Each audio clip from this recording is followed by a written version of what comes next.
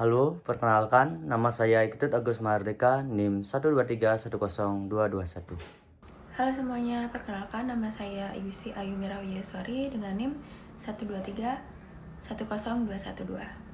Halo, perkenalkan nama aku Nikita Ramanovianti dengan NIM 123 10213. Halo, perkenalkan nama saya Komas Tiasyani dengan NIM 123 10220. Halo, perkenalkan nama saya Igede Yoga Pranata dengan NIM 123 10214. Halo semua, perkenalkan kami dari kelompok 3. Di sini kami akan memaparkan studi kasus manajemen risiko dengan topik kebocoran data BPJS Kesehatan yang terjadi pada tahun 2021. Studi kasus ini dipilih karena merupakan peristiwa nyata yang berdampak besar dan relevan dengan penerapan manajemen risiko, khususnya risiko teknologi informasi. BPJS Kesehatan merupakan lembaga yang mengelola data pribadi hampir seluruh penduduk Indonesia. Pada tahun 2021, muncul informasi bahwa data sekitar 279 juta penduduk diduga bocor dan diperjualbelikan secara ilegal.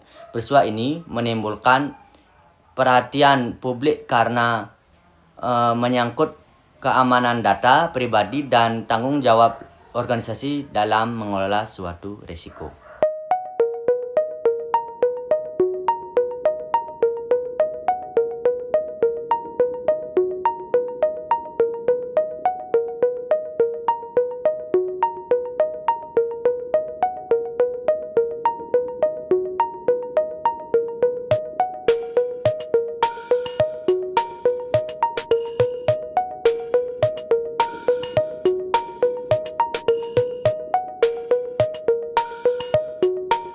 Berdasarkan perspektif manajemen risiko, terdapat beberapa risiko utama yang terjadi akibat kebocoran data pada BPJS Kesehatan.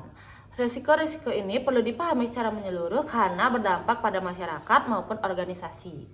Risiko yang pertama yaitu risiko teknologi informasi. Risiko ini terjadi akibat adanya kelemahan atau kegagalan pada sistem keamanan informasi. Kegagalan ini memungkinkan data pribadi peserta BPJS Kesehatan diakses, dicuri, ataupun disalahgunakan oleh pihak yang tidak berwenang, baik secara serangan cyber maupun lemahnya pengelolaan sistem internal. Risiko yang kedua yaitu risiko reputasi, di mana insiden kebocoran data ini dapat menurunkan tingkat kepercayaan masyarakat terhadap BPJS Kesehatan sebagai lembaga publik yang bertanggung jawab dalam mengelola data sensitif. Menurutnya, kepercayaan publik ini berpotensi berdampak jangka panjang terhadap citra institusi dan partisipasi masyarakat. Risiko yang ketiga yaitu risiko kepatuhan dan hukum. Mengingat adanya potensi pelanggaran terhadap peraturan perundang-undangan terkait perlindungan data pribadi peserta. Risiko ini dapat berujung pada sanksi hukum, tuntutan dari pihak yang dirugikan, dan kewajiban perbaikan sistem sesuai ketentuan yang berlaku. Oleh karena itu, identifikasi risiko ini menjadi langkah penting dalam melakukan strategi mitigasi dan pengelolaan risiko yang tepat. Ini berguna untuk mencegah kejadian yang sama terulang pada masa yang mendatang. Selanjutnya, kami melakukan analisis risiko terhadap kasus ini. Mulai dari sisi dampak, kebocoran data memiliki konsekuensi yang sangat tinggi seperti penyalahgunaan data untuk penipuan, pinjaman online ilegal, serta pencurian identitas. Dari sisi probabilitas serangan siber terhadap institusi besar tergolong cukup tinggi, terutama apabila sistem keamanan tidak diperbarui secara berkala. Oleh karena itu, risiko kebocoran data BPJS Kesehatan dapat dikategorikan sebagai risiko dengan probabilitas tinggi dan dampak tinggi sehingga membutuhkan pengendalian risiko yang sangat komprehensif. Baik, selanjutnya di sini saya akan menjelaskan pengendalian risiko yang dilakukan. Jadi, setelah insiden kebocoran data itu terjadi, BPJS Kesehatan dan pemerintah mulai melakukan beberapa langkah pengendalian risiko. Pengendalian langkah risiko tersebut dilakukan melalui audit dan evaluasi sistem teknologi informasi, serta peningkatan standar keamanan data.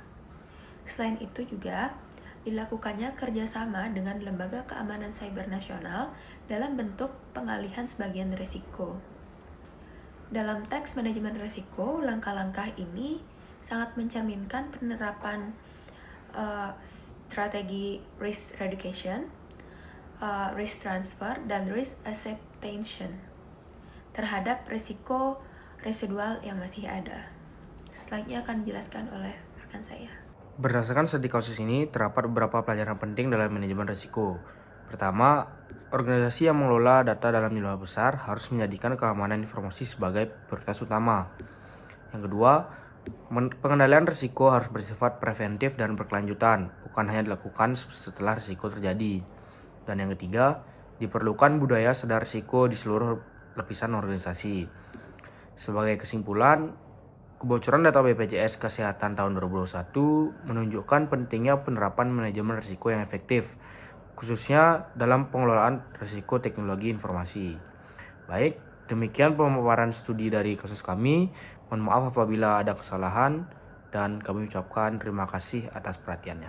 Utama segmen Kompas Bisnis, saudara menindaklanjuti dugaan kebocoran data BPJS Kesehatan. Saat ini audit digital forensik terhadap BPJS Kesehatan masih dilakukan. Hal ini disampaikan Menteri Komunikasi dan Informatika Johnny G. Plate. Kominfo sedang mendalami apakah kebocoran data disebabkan kesengajaan internal perusahaan atau bukan. Investigasi penyelenggaraan pengamanan sistem elektronik di BPJS Kesehatan juga dilakukan. Plate menyebut kebocoran data yang melibatkan BPJS Kesehatan mengingatkan untuk semua penyelenggara sistem elektronik PSE harus lebih memiliki sistem yang kuat. Kominfo melakukan audit forensik terhadap kasus potensi kebocoran data, dan Kominfo telah melakukan rapat bersama dengan direksi BPJS. Ya, hasil rapatnya bahwa BPJS akan memeriksa keseluruhan tata kelola dan security system yang ada di BPJS sendiri.